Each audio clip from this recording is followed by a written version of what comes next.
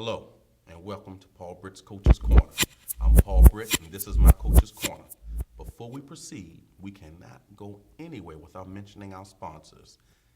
8 is greater than 80. Those who know will know exactly what I'm talking about. Integrated Media, and It Ain't Easy Clothing Wear. And you want me to talk about all of the matchups, go through the details? Yeah, just give us the whole thing one more time. You ready? Okay. 3, 2. Today on Coach's Corner, we're going to talk about those matchups this week. We're going to talk about the Ravens-Raiders matchup, the Intramural Football Club of Washington, D.C. against the Cleveland Browns, and the Great Saints matchup against the Chargers. Let's get right to it. The Ravens-Raiders matchup. This will be another matchup where the Ravens are clearly superior athletically and position for position. There's no denying it. The Ravens have the advantage position for position. But of course, we also have Fraudway Joe, who will do his part in keeping the game close, just as I've been stating week after week. Fraudway Joe, when he's laughing on the sideline at halftime when he's up by 3, joking and playing, and then wind up making a game closer than what it has to be. Now, he's gotten away with it the first 3 weeks because they've played inferior teams. But now we have the Raiders coming to town. The Raiders, on the other hand, they're not one of those other teams that we've played, that the Ravens have played the first 3 weeks. Let's go with the matchups, because we could talk about Fraudway Joe, Dean P. Brain, and Hard Boiled all day. Fraudway Joe against Derek Carr, that's a toss-up because you have Fraudway Joe with a rocket arm without a brain connected to it, and you're going to have Derek Carr who's going to look like the second coming of Johnny Unitas again, because Fraudway Joe's going to keep those guys in the game. Ravens receivers against the Raiders defensive backs. I'm going to go with the Raiders defensive backs because we have Fraudway Joe throwing those lollipops out there to be picked off. Raiders receivers against the Ravens defensive backs. I'm going to go with the Raiders receivers because Amari Cooper's going to cook those pretenders in that defensive backfield. Ladarius Webb, Jimmy Smith. I like Jimmy Smith, but he's just not playing up to par. And then he has his high school teammate Sharice Wright on at the other corner. He's not starter material.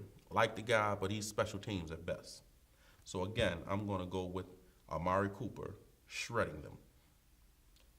The running game. The Raiders have a superior running game. I'll go with that. Won't even talk about it.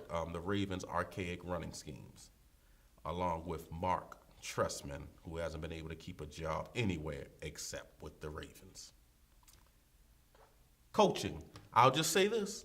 We have John Hardboiled. They have whoever else. So they'll win that matchup.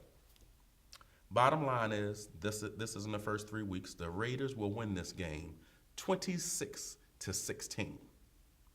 Next, the Intramural Football Club of Washington, D.C. against the Cleveland Browns. This is a tough matchup because these are two sucker cities. You have filthy D.C., slum capital of America, against hard luck Cleveland. Hard luck Cleveland.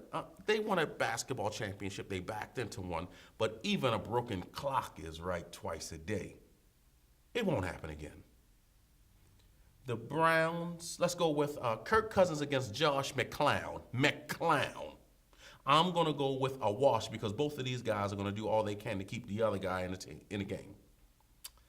Browns receivers against the Redskins defensive backs. I'll just say this. Last week, the league saw fit to drug test the Intramural Football Club of Washington, D.C.'s defensive backs because they precluded that. They were playing like they were high out there. It's not a good look. Even though the Browns are putrid, the receiving, I'm still going to go with them because they're playing against the Intramural Football Club of Washington, D.C. The Cleveland D-backs against Kirk Cousins. I'm going to go with the Cleveland D-backs because, again, that's Kirk Cousins, and we can no longer blame anything on RG3. RG3's gone. We can't blame that on him. Both have putrid running games, so we don't have to worry about that. That'll be a wash. So what we're going to say is going to be a battle of the coaching staffs. Jay Gruden against Hugh Jackson. Hugh Jackson will clearly outclass that imposter, that impersonator, that fraud, Jay Gruden. Let's talk about the Saints matchup against the Chargers. There's really not a lot to talk about. The Saints have Drew Brees, the best quarterback in the NFL, with nothing else behind him. The boy is out there doing it himself. The Saints defense looks like Swiss cheese. It's not a good look. This is going to be a homecoming of sorts for Drew Brees because he was released by San Diego back in the day, and they decided to keep Phillip Rivers. Fools. But anyway, the Saints will win this game. The Saints will win because if they don't win this game, the Saints will tank the rest of the season playing for the number 1 draft pick coming out of college. Saints will win. Now, 5 questions. Landon Saunders would like to know, how would the Ravens fare if they had Drew Brees on their team? The Ravens would win Super Bowls consecutively because, again, you have the best quarterback in the league.